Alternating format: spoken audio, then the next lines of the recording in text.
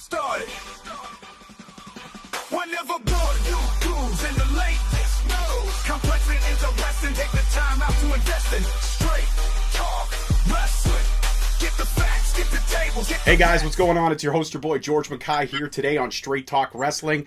And back with me via phone is the legendary, I want to stress that, legendary promoter here in Canada, 30 plus years in this business. Help me welcome the amazing, the honorable Tony Condello to Straight Talk Wrestling. How are you, sir? Excuse me, I'm very fine, thank you. Very good. All right. Tony, thank you so much for joining me today. So I want to talk briefly about the Death Tour documentary.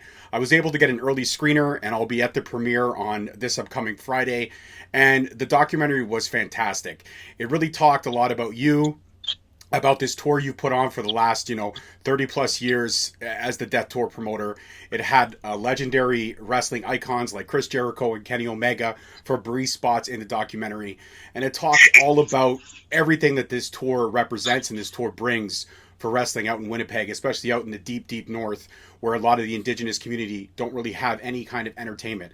So my first question for you, sir, is how did this whole concept or this tour come to be?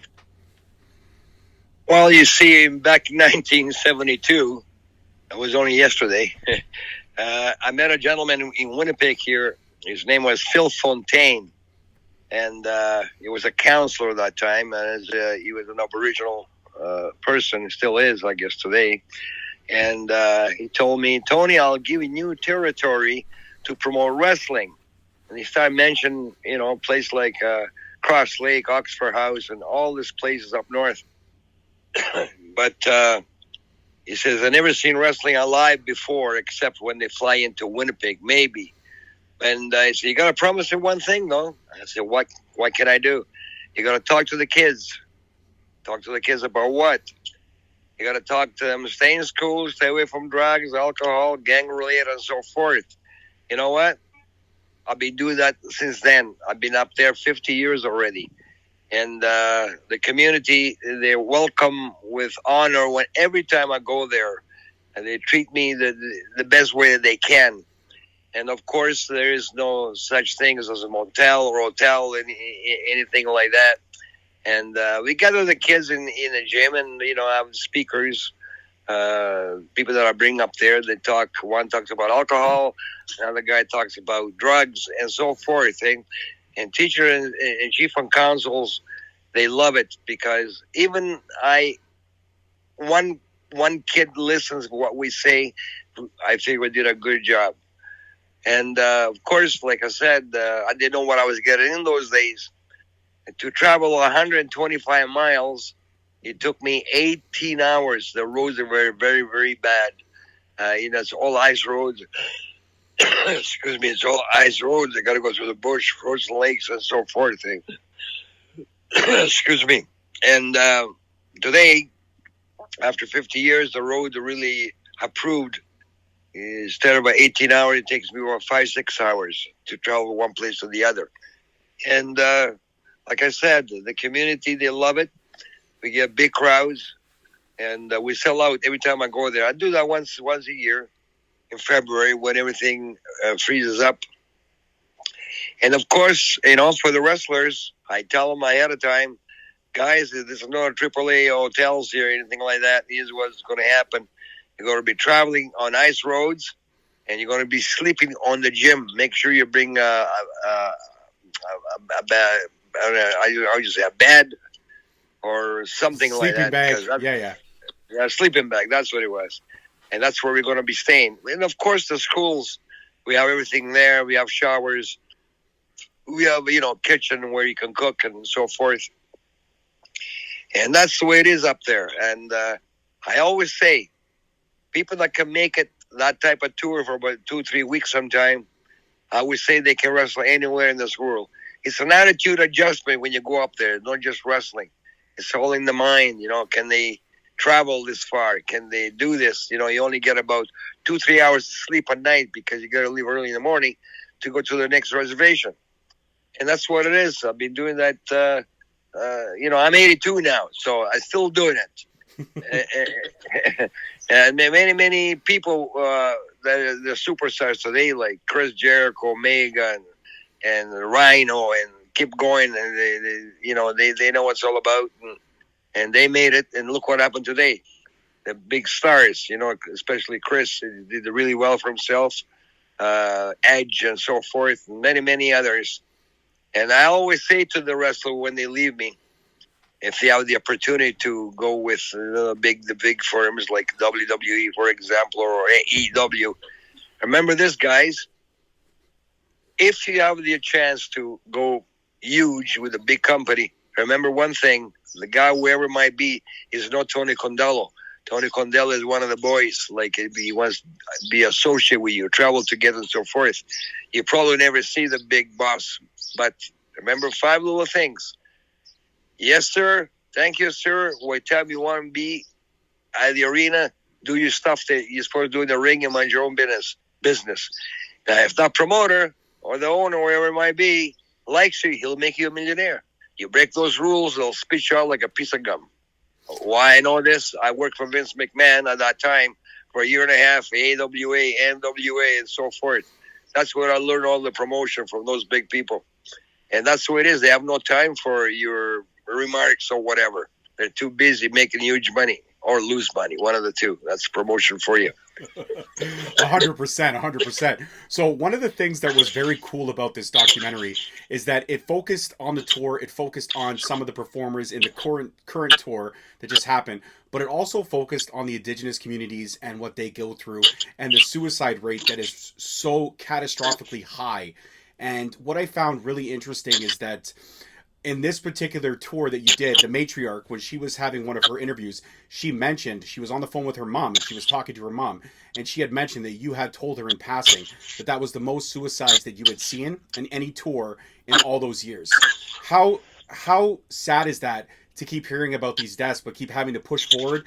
And as the cliche goes, the show must go on. You see what happens up there.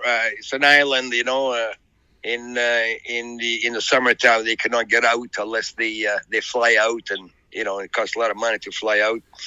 So let's say take a teenager, gets up in the morning, maybe doesn't go to school, doesn't want to go to school, and he walks one corner to the other of the island. Then he gets bored. So what does he go? What he's going to do? Looking for problems. Maybe drugs. Maybe this. He gets bored, and that's how they commit suicide. If they were to keep themselves busy, like you get up in the morning, you got to go to work, you get occupied, it'd be a different deal. But that's the way it goes up there, right? And I feel sorry for the whole community because they're good people. We say that sometimes they're bad. They're bad people all over the world. Doesn't matter what nationality you are. They're all good people. They're all good to me anyway. And that's the suicide rate. And once one person commits suicide, the other one goes and commits suicide, and so forth. On the last tour, we had about 4 or 5 suicides there, which every time somebody passed away, you get canceled out. Every sport there is canceled. That's where they believe, and so forth, which I don't blame them, right? So we've been canceled out quite a few times. You travel 10, 15 hours, you get there. So I'm sorry, Tony, but somebody died or whatever. You're canceled, so we go to sleep. Simple as that. Mm-hmm. Absolutely. And one of the things I found very interesting was that Massive Damage, he's been on the tour with you for 11 years. From what I understand in the documentary, or at least the way they showcased it, was that that's a record number of appearances for one individual on the tour. What's it like to be working with Massive Damage and have that relationship with him for 11 tour dates strong? I met a lot of people in my lifetime, believe me, good ones, bad ones, but Massive Damage is one of the best. He helps me. I pick up the phone and say, Massive, I need 7 wrestlers. He's my booker, in other words. I said, I need 7 wrestlers. Make sure they're pretty good. Tony, no problem. He brings me 7 wrestlers or 8 wrestlers, whatever I require, right? And he helps me with the booking, which he saves me a lot of work and a lot of time. And I could not find anybody else better than him as a wrestler and as a person. He's very, very good, really good. Absolutely, I couldn't agree more. He was one of my favorite personalities on the documentary, as well as the matriarch and her character and her story was absolutely fantastic. So that actually brings me to my next question, and you and I we're cooking, we're segueing perfectly. The selection process. So you had mentioned that you go to him and you say, "Hey, I'm looking for these wrestlers." Does he send you video beforehand and you select them, or does he just pick 7 people he think are promising, or 8 wrestlers that he thinks is promising, and he says, "Hey, Tony, this is who I got. This is who I'm bringing with me"? How does the selection process work for the tour? It used to be when he sent me pictures and videos, all the time. He asked me if I want. But now, after so many years, I leave it up to him because, he never fails. So whatever he brings me, I know is going to be good. That's the way it is. I love that. I love that you guys have the camaraderie and the trust in one another. So I want to talk about Kenny Omega during the documentary. He told a story that, he laughs about now, but at the time was probably very, very scary, where he talks about one of the vans falling through the ice. I don't know if that was the only time that ever happened, but what was that moment like for you guys? He laughed about it now because everybody made it out okay, but at the time it must have been very, very, very scary. I've seen those trucks more than once go through the ice. And the reason for it, going through the ice, is not because they're bad drivers. They're good drivers. Sometimes the weather changes, and the lakes, they melt, so the ice gets weak. So they're not very careful. They're not supposed to cross the lake when that happens, but sometimes people do. And down they go. Swim with the fish, that is, in other words. And that's too bad. That happens twice a year. Wow. Mostly, when the ice starts to melt, they should not cross because it's very dangerous. But sometimes, I can make it, and they cross it and they drown. That's what happens. In the summertime and in the wintertime too, they're not supposed to cross the ice, but the ice is too thin. Mm-hmm. And that's life for them, right? It happens all the time. All the time. Absolutely. So I want to talk about, too, at the end of the documentary, they highlighted you getting honored at AEW Winnipeg. When AEW came into Winnipeg, they honored you and your contribution into pro wrestling, your contribution into promoting, community outreach, so forth and so on. And Massive Damage also got a spot on the show, wrestling in one of the pre-taped matches. What was it like to be honored in your community, honored in the province that you promote in, that you've helped, kind of build up the scene over there for the better part of, like you said, 50 years, but been promoting at least the Death Tour for the last 30. What's it like to be in that arena, to see all the Winnipeg faithful stand up and recognize your contributions to the sport that we all love so much? Well, that was a surprise to me, but Tony Khan, I met the big owner there from AEW. And, they put me over big there in Winnipeg. And, surprising, I had a big cheer from the people there. Unbelievable. And I thanked them for it. And actually says, Tony, anytime, anywhere we are, you can come down and meet me and so forth. Very nice guy, Tony Khan. And I think that night they had about, 10,000 people, 8,000, something like that. It was a big crowd. And they welcomed really well when they introduced my name. So good people. Absolutely. It was amazing to see you get that recognition that I believe you deserve. And looking back at, running into Edge again after all these years, and Jericho, and it's funny because Jericho you mentioned so many names like Edge, Christian, Jericho, Kenny Omega, who have gone on these tours and who have gone on to become really big wrestlers, because if you could survive that tour, you can literally wrestle anywhere. But it was funny because Jericho talked about it, even Kenny Omega talked about it, that they call it the Death Tour because it's a grind. And it's literally, like you said, 2 hours, 3 hours of sleep, drive 5 hours to the next place, possibly get canceled, sleep, drive, continue on, set up the ring, tear down the ring, all the work that goes involved putting on the show itself, the matches, all that. But all these guys talked about it that, it's not so much a death tour, it's a life tour. And when you look at all those names that I just mentioned, and you hear that Chris Jericho says, if you can make it on this tour, you can make it anywhere. And knowing that you're a part of that, if you could survive Tony Candello's death tour, then you're built for this wrestling business. Do you like having that as a resume, like a tip of the hat? If you could survive it here, you can survive it anywhere. That's exactly what I said, and Chris Jericho always repeats that, which is true. We're not putting ourselves forward. It's the fact. It's not go and catch a plane and 2-3 hours later you're in the next arena and so forth, and sleep in the nice hotels. There it's a grind, like you said.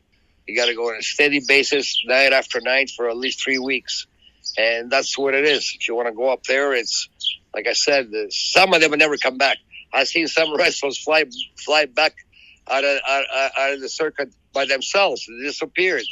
I was looking for them, and they told me, Tony, they took a plane and they went. Some they cannot take it, right? They cannot take it's not a punishment. They cannot take the work itself. Mm-hmm. And those type of guys will never make it, because incident can happen in professional wrestling. Doesn't matter where you are, and you just don't skip. You know what I'm saying? You gotta go through it or hang up your boots. In other words. Absolutely. A couple more questions, Tony, and then I'll let you go enjoy the rest of your evening. But when you look at some of those names that I've mentioned, some of the names that you promoted, Edge, Christian, Chris Jericho, Kenny Omega, just to name a few, and they're all, they've all cemented their legacies in pro wrestling. When you look at those 4 individuals, could you have imagined that those guys would reach the successes that they reached when they were working with you on their stint in the Death Tour? I had an idea one of these days they're going to make it big, because the attitude, the way they wrestle, they listen to me, everything that I told them to do, and they never refuse me. Those are the type of guys that make it big.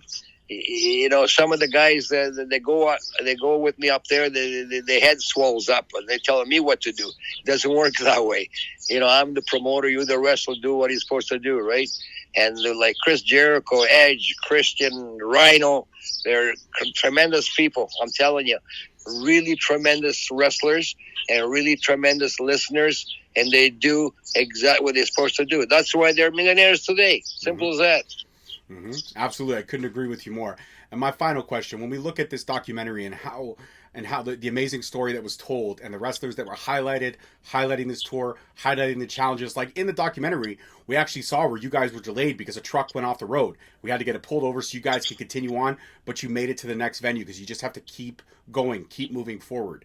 When you look at some of the stars, some of the wrestling personalities that were highlighted in this documentary, like Massive Damage, like the Matriarch, so forth and so on, could you see any of them being someone who could go on to bigger and better things down the line, or might actually return, other than Massive Damage because he's done 11 tours? But any of those particular talents that were highlighted in the documentary, will they be coming back for next year's tour? And do you see any of them making it further in the future? Some of them, and some of them not. I can tell a mile away if that guy is in a panic or can't take it, doesn't like it, and those are the type of guys that don't come back. Mm-hmm. But those people that do come back, they have an opportunity and a break. Life is a break. Today you got $5 in your pocket, and tomorrow you got millions. It's just a break in life, and some of them have that opportunity to make it big because they listen, they do their work. Simple as that. It's all they need is a break. Simple. Some of them they're born with that type of talent. Some of them are not, and that's the way it is in this game. Absolutely. I couldn't agree with you more. You are an absolute wealth of knowledge, sir. And my final question, when I look at some of the crowds that were there and some of the excitement in those kids' faces and how involved and how excited they were in the entertainment that you were bringing to them, I mean, when it's all said and done, you sit back after a tour and you're back at home and you're able to kind of look back at everything that happened on the tour, does it bring a smile to your face knowing that you're still entertaining people on this tour 30 years strong? When I go up there and I see those kids booing and laughing and enjoying themselves, that's what makes me happy. That's what we're there for the kids. For the kids are the future of Canada or anywhere else. As long as we leave there and everybody's happy, I'm happy. I don't want no problem with anybody. Just we go there to entertain the people, and that's what we do. The way that I can anyway. Absolutely. That was fantastic answer and a great way to end an amazing conversation. Tony Condello, legendary promoter, thank you so much for being here today on Straight Talk Wrestling. And I want to let you know, anytime you want to come back, Mr. Condello, and you want to sprinkle a little bit of your knowledge, I would love to have you back. It'd be my pleasure, sir. Thank you for having me on your program. All right. Take care. All the best, sir. Bye-bye. Bye-bye. All right, guys, that's it for this one. Tony Condello, 30-plus years, leader of the Death Tour. Documentary is coming out shortly. This Friday, it's going to be premiering at the Carlton Theatre in downtown Toronto. Your host, your boy, and the mini-host will be there on site. If you decide to come through, that'd be great. If not, it's all good. At the end of the day, it's all love. Peace, love, and wrestling, guys. We'll see you next time. Peace. Thank you so much for checking out our channel. If you like what you saw today, please feel free to subscribe and hit that notification bell so you never miss any of our future videos and content. Also, you could follow us on all social media platforms. On X at _Straight Talk. On Facebook and Instagram at Straight Talk Wrestling. On TikTok at Straight_Talk_Wrestling. And of course, you could follow us on Podbean.